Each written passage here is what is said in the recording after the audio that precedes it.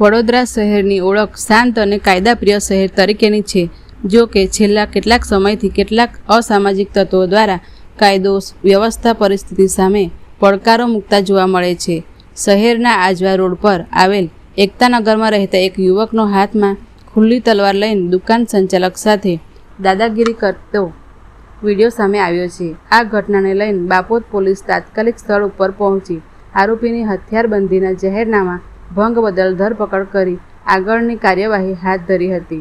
પંચમ 4 રસ્તા પાસે 1 સપ્ટેમ્બરની રાત્રિના સમયે એક શખ્સ ખુલ્લી તલવાર લઈને દુકાનના સંચાલક સાથે દાદાગીરી કરવા ઘસે આવ્યો હતો.